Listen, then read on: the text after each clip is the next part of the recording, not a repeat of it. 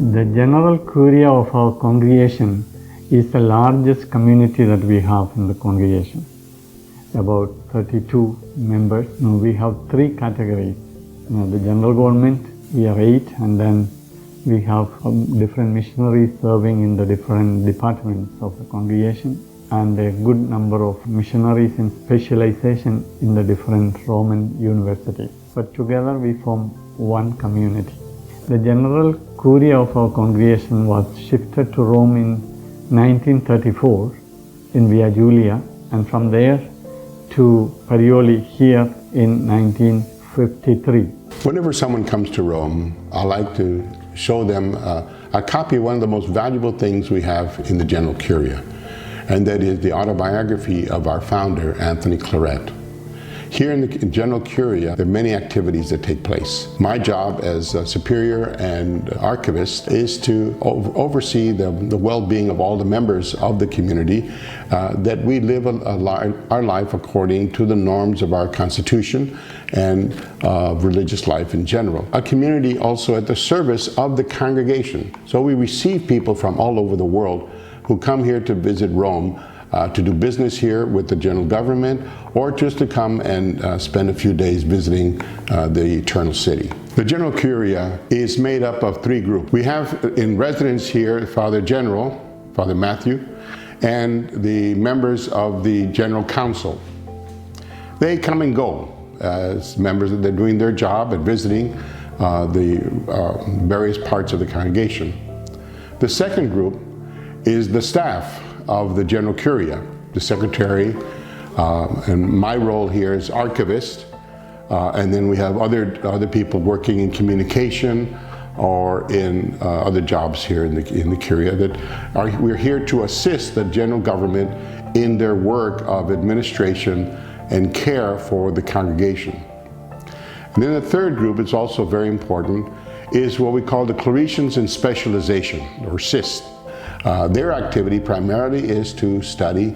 First, most of them are already ordained priests or religious brothers, and they are now doing specialization, that is the licencia degrees or doctor degrees in one of the universities of Rome. A Claretian in specialization, popularly known as CIS, has its truth on the general plan of formation of our congregation. Number 403 emphasizes that major organisms must see to the formation of specialists, especially in ecclesiastical, pastoral, and anthropological sciences.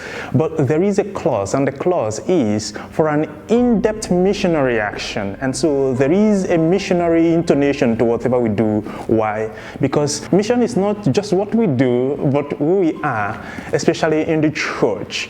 We are missionaries. As a matter of fact, mission is our DNA in the church. And so a Claretian in specialization is conscious of the fact that he is a Claretian, a missionary, and a community man. And so we share in the life of our community. Yes, there is the experiences of interculturality at the initial stage of our arriving here in Rome, but then the horizon of interculturality has its opportunities and challenges, and at the end of the day, there is the integration into the community life that we find ourselves. But then we integrate in studies, in community life, in prayer, and in our mission as students here in Rome. The students who come here come from all over the world. Right now we have people from 20 different countries, and we are very happy to have them here representing countries from Asia, from Africa, from the Americas, and from Europe.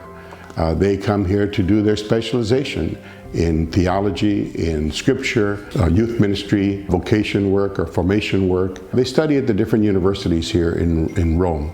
They bring a lot of life to the community because of their youth, and our community life is very much centered around their schedule and trying to help them and provide them a good foundation from which to do their studies. We are here also to give them the opportunity to get to know a little bit more about the congregation. Our goal is that everyone who comes here really feels like they are part of the congregation and this is their home. At the same time, hopefully they are being prepared to go wherever the congregation needs them.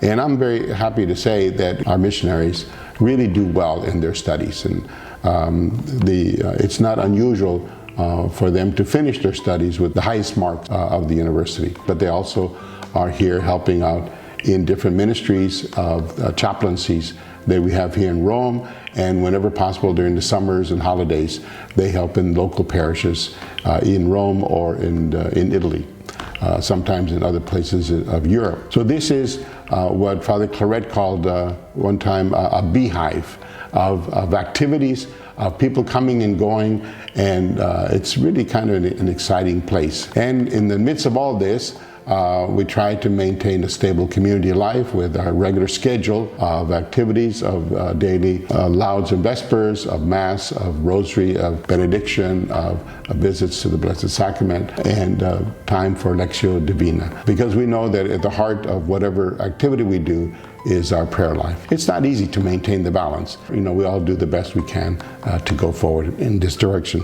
In this community, we also have a monthly retreat the last Saturday of the month, and the members of the community take turns in directing that retreat. Every month we also have a day of continuing education, what we call formación permanente, and where we talk about different topics of interest for our members and kind of educational topics that we need to be updated on. With so many people in this house, right now we're close to 40 people. We're always having a celebration of anniversaries, and we have reserved the last Saturday of the month for their birthday or for their ordination anniversary or profession anniversary. And these are really wonderful moments because it's a chance for us to get to know each other a little bit better. The Claretians who celebrate their birthdays are given a few minutes to talk a little bit about their families and their places of origin, to introduce us to their local customs and foods. All of us come from a family that that many times in the community we don't talk about very much, but at least once a year on the birthdays, we try to ask each person to say something. It's a blessing to have the Curia in Rome because we are close to the Holy See. We receive the guidance of the Pope and the different dicasteries so that we walk together with the Church. But the real life and mission of the congregation and the center of gravity is not in Rome. It is in our communities, in the various platforms and peripheries, where the charism is lived at the service of our brothers and sisters who are in the various contexts of life with different struggles. We share their joys and sorrows. The general government is doing the coordination and the animation of the congregation, primarily accompanying the provinces, and the provinces accompany the community. But the vitality of the congregation is in the fire that burns in every Claretian, and they forming the communities, communities forming provinces, and provinces and delegations form the whole congregation, and we are at the service of the animation of the life and mission of the entire congregation, keeping in mind the whole Church and the Church's mission in the world for all humanity.